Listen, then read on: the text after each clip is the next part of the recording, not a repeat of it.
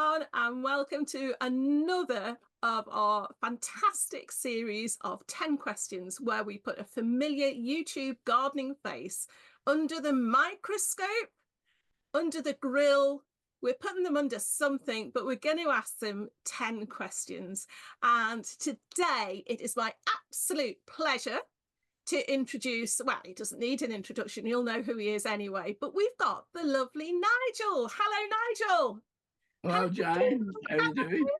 Or, as we should call you, Mr. Boots, because it took me a long time before I actually knew you had a real name.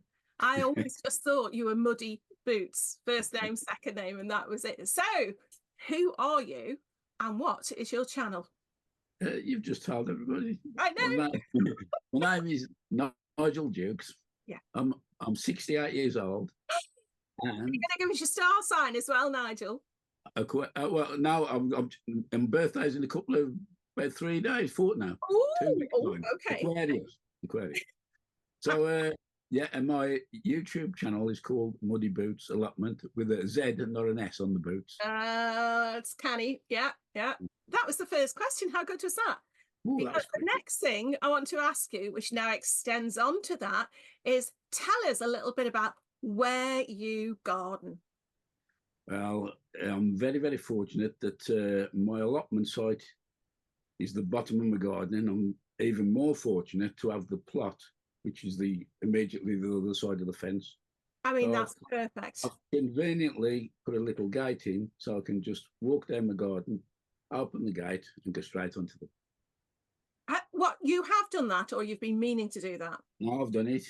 I was going to say, so it is just basically an extension of your garden then, isn't it? Yeah. It's a 10-rod plot, which is like 250 square yards. So it's 25 yards long and 10 yards wide. Right. Okay. I'm a conventional gardener. I actually do digging. I'm not the no-dig clan yet. You know what? Never. No, exactly. And you know what? We might all turn up and go, we're going to dig today. There's no, you just try things out, don't you? And you've got to do what works for you. But I got the allotment in 2013, but I didn't start filming until 2015, which is something I regret because the allotment was completely different to what it is now. And in those 2 years, what's missing Ed film, I did a lot of work, and all that's gone unrecorded. Did you take any photographs or anything? Very. When you hear the following question, you'll think that's even strange. Okay. Okay, so Nigel, what is your main reason for growing?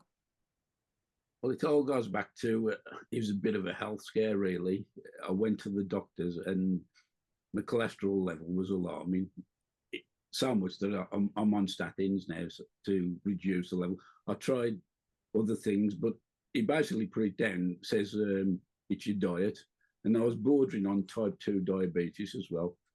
They kindly sent me on a Zoom course organised by the NHS, which was, I think it was about 12 weeks, and they teach you all about what causes it, how all your pancreas and that works, and the best type of foods. And it was coming out, vegetables was one of the main factors, which calms your system down. And that was one of the big factors with me why I started growing vegetables to eat, and I've never looked back since.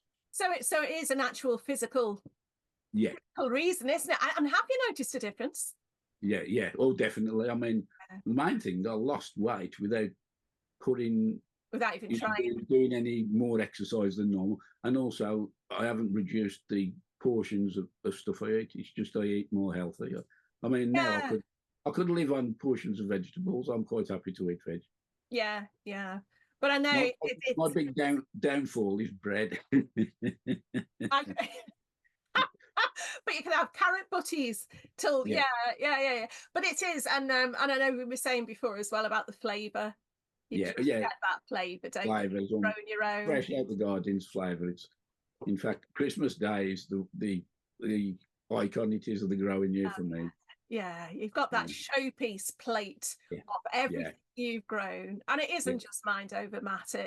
It's just so good as well, And you haven't got all the pesticides. You haven't got you haven't got all the stuff on it that's keeping it fresh for It's months. quite, I mean, with the vegetables in the supermarket, they all look uniform and nice.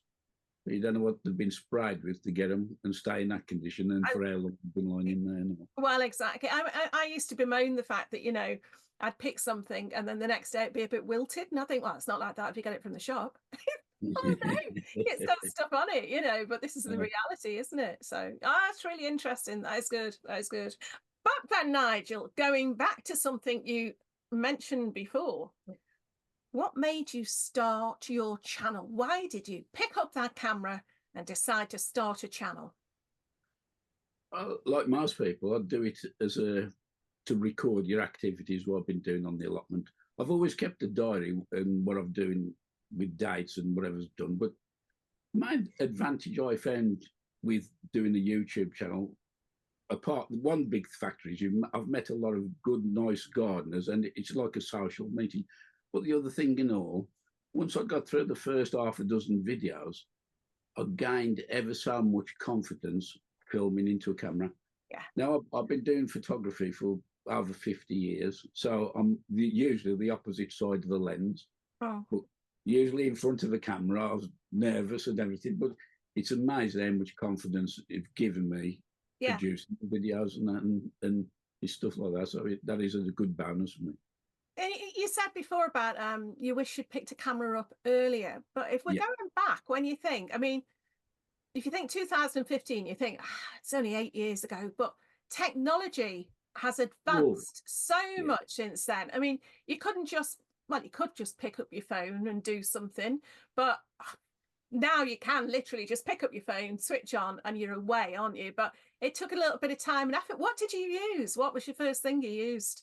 I used, I think those Panasonic camcorders. I went through 2 or 3 of them where they'd got dirt in them and wrecked. Then I moved on to GoPros. I had 2 or 3 of them. But all my filming now for the past probably 2 years, I've been doing just on an iPhone. Yeah. I found the quality so good. As good as anything, Yeah. I've got my iPhone. I must admit, I went through the Panasonic cameras. I must have had about 3 of them. And I didn't think I'd be able to use anything else, but I'm using like it's somewhere, a DSLR. Yeah, all right. Now. But I supplement the B-roll and everything is done on my iPhone. And actually, usually it's quite, if not exactly the same quality, it can be better because you can do different things with it, So, So you're glad you did? Oh, definitely. And the other thing I found, the exposure on the camera is really good.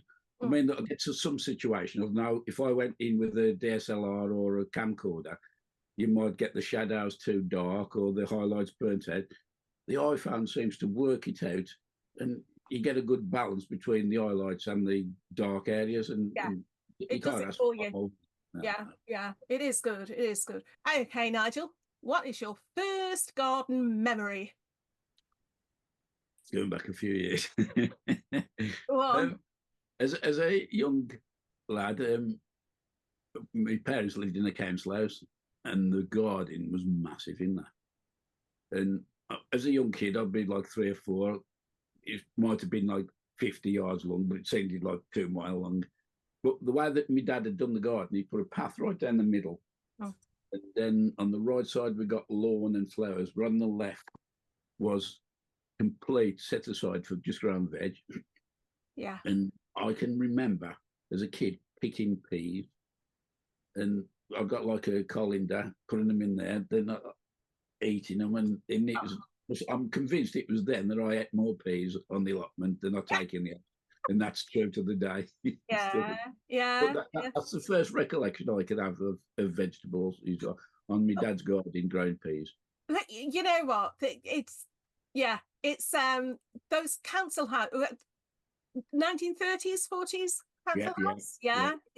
They were built with just such fantastic gardens, and they were primarily so people could grow their own food, weren't they? So they weren't used as like we use a garden today for like leisure or whatever, and it's so many people, including Mike. One of his first memories is just walking out the back door and it was leeks and potatoes, always leeks. He never questioned it, so if you had peas, you were quite posh.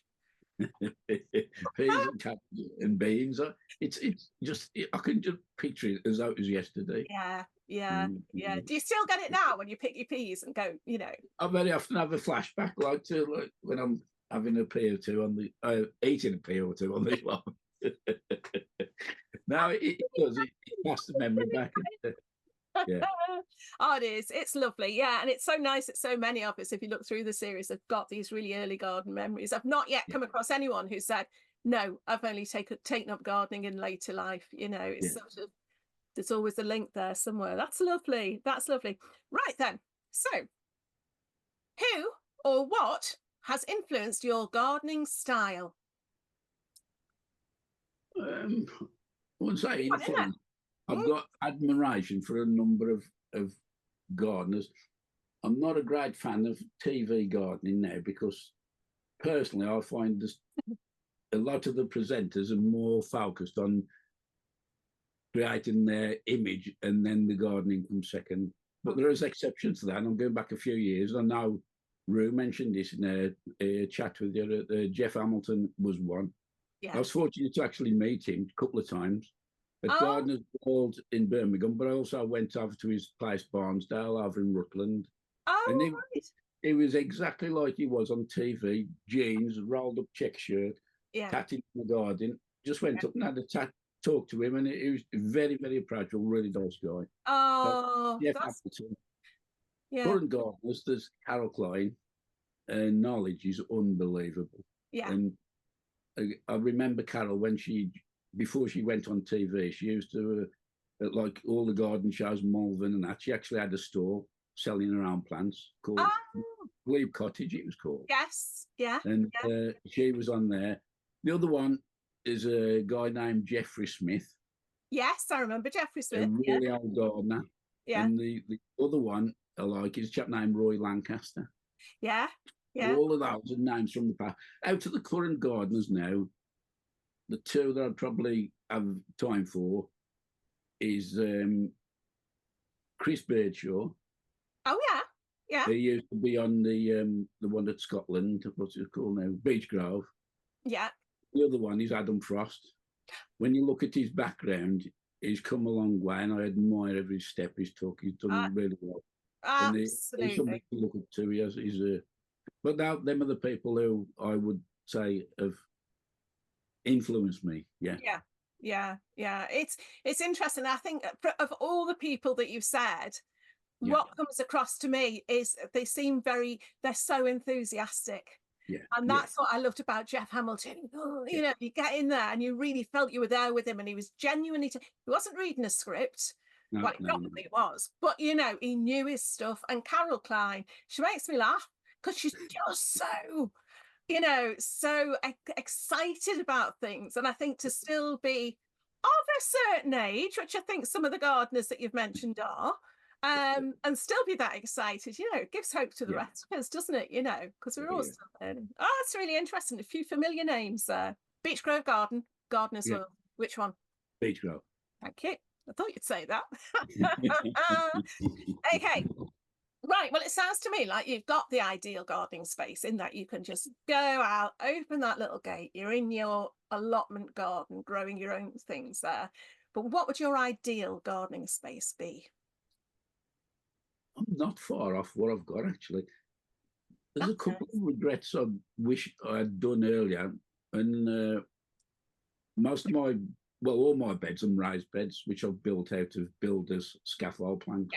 Yeah. Now, in the beginning, when I set them out, I wish I'd have actually covered them in a membrane, waterproof membrane, because after 6-7 years, they start rotting. You need to replace them again. So that's one regret I never did.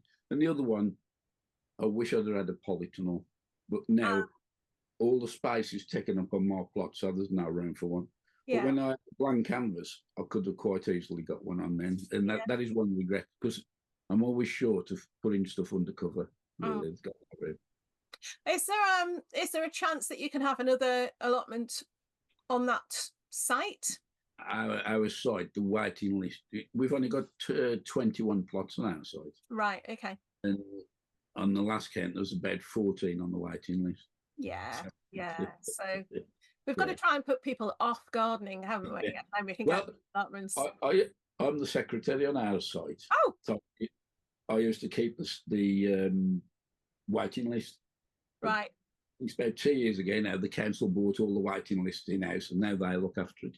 But Yeah. I do think the rise in the waiting list was down to the COVID and Oh, yeah. people, what can I do? What can I do? I'm convinced now if I went through all that list and 14 people, I guess at least half of them I don't want allotment anymore. Yeah, exactly. The names will still be there, but you contact them. Yeah. Yeah, it's interesting. I mean, COVID did a lot of things. I know, not Yeah. great, but yeah, it made people appreciate their spaces, doesn't it? And Oh, yeah. those of us who've had somewhere to go. Well, that was ideal. I mean, even when you was at the distancing, you could see somebody and have a chat like 30 yards away. Yeah, being a bit yeah. loud. Yeah. It was good. It was good and healthy to boot. Yeah. All right then, Nigel. I've done Yeah. your quick question. So Yeah. number 9. Oh, this one I always look forward to because what I don't explain to viewers is I never know what your answers are going to be until I ask you. So it's always a bit, I get quite excited about this one. Is there anything that viewers might not know about you that you would like to share?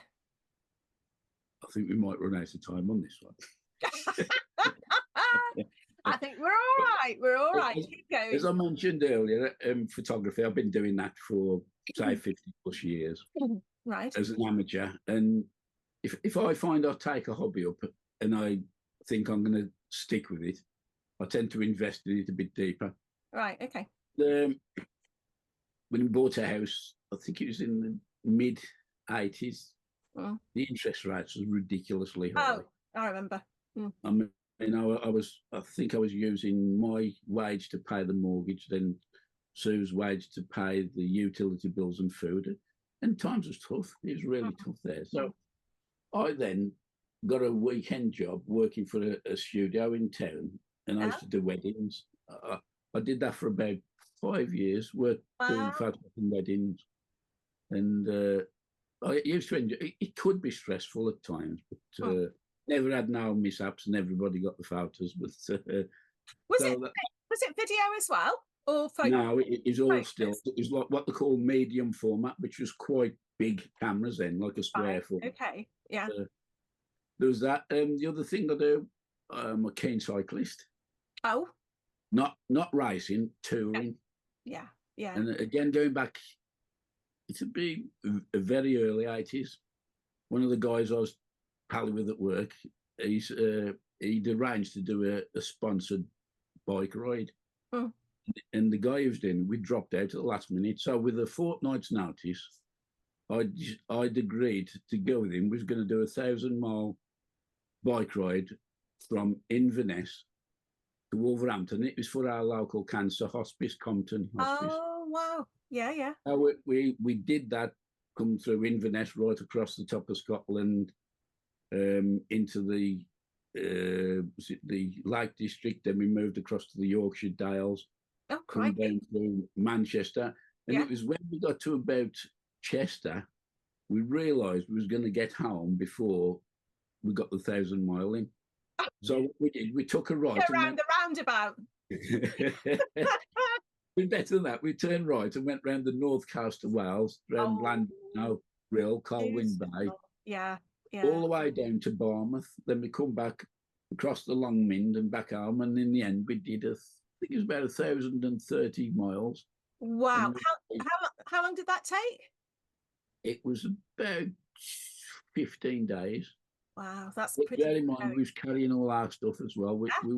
We stopping in youth hostels, so we got all our clothes, camping stuff and that. And thinking that we raised nearly 2,000 quid in 1982. It was about £1,870 or something. Wow. I mean, and what would that be now? Crikey, that's incredible. Yeah.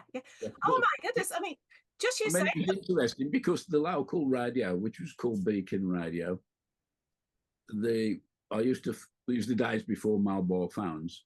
So we'd come to a call box and I'd phone in, and where am I now? Oh, I'm like in Carlisle or so-and-so. And the next morning, they'd give a broadcast out, where am they? They followed us down the whole length, did on the radio. Oh, that sounds fantastic. I mean, I know quite a lot of the areas you're talking about, but the Longmynd itself, that must have been a hike on a bike. Good. It's coming down because you come down Cardiff Mill Valley, the Burway, Yes. Yeah. and I tell you what, with the weight of the stuff on you, with the panniers on your bike, I bet you it came kept down. up. Picked at speed. Yeah, I bet. I bet. That's fantastic. Would you do it again? No, I don't think I'm fit enough now, but I really enjoyed it. Yeah. But another thing I do a lot of rambling, not rambling, but walking. Yeah. And with the guy who lives next, well, it's the guy's father who lives next door to me now. We did a thing called the West Island Way, which is in Scotland. Yeah. Just outside Glasgow, a place called Mulgai, and it goes right up to the base of Ben Nevis. Wow. And that was fantastic. That was. And we met some lovely people on the way. And strangely for Scotland, we had some great weather, although we did get it by the midges quite a few times.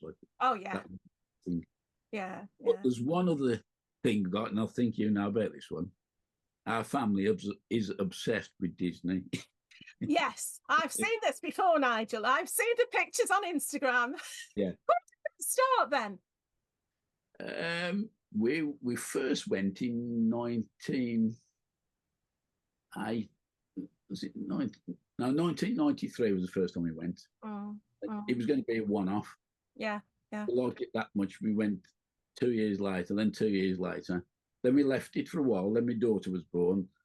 And we went for, it must have been about 15, 20 continuous years. Wow. We just love it. That's over 30 years, isn't it? And I bet you've seen differences over there. But yeah. Fortunately with that, I photographed most of that. So I've got it right from day one we went. All right. Yeah. Well, what a diverse range of things you're interested in. That is really... Wedding photography, cycling, rambling, and Disney. There you go. I'm never bored. I bet you're not. Right, Nigel, that's amazing. But what I'm going to say to you now is, with this wealth of knowledge you've got with your gardening and so many other things, what advice would you give to someone who's starting out either with their channel or with gardening? If someone just comes up to you and says, someone who's starting out with gardening, especially on allotments, I'd say try and get to the site you want to be, but see if you can go and tag on or go and help an existing gardener just to see what's involved. Because I don't know whether some people get the impression you come in March, plant a few seeds and come back in April and pick everything out. As you know, it don't work like that. And I've seen so many people come on our site, newbies, bull at the gate, and after 2 or 3 weeks, you never see them again. And no, I know. And it's a shame because you want to say to them, just give it a bit longer. Just give it a bit longer. And I think a lot of that is down to people who are perhaps on television who make it seem very glossy and like there's not too many. It paints the wrong picture, really. It does. I mean, we got a couple of guys on our side who well past the mid-80s. And they've been on since the allotments was started, which is late 60s. But they are a wealth of knowledge for the area we're growing in, the know all the soil type and stuff like that. And that's priceless because you can't read that in a book or nothing. It's straight out the horse's mouth. And you know, it's invaluable. And I think that is one of the benefits of having an allotment as opposed to your own garden. You've got all that knowledge and people are so happy to share it with you. You know, it's a great community area. So outside only being 21 plots, I know all of them being the secretary, but I can go out there some days at 8:30, come back at 3 o'clock and I've done nothing because I've been dodging from one chat to another. But how lovely. Yeah. That's one of the benefits of being retired, you see, because it's every day is a holiday. I'm fortunate that I've been retired now. I'm into my 11th year. Oh wow! But you're never bored. No. I'm never. I find it difficult to sit still. Yeah. Even have 5 minutes, have a cup of coffee. I'm going to. You know what that's down to? Fresh veg. Right then, Nigel.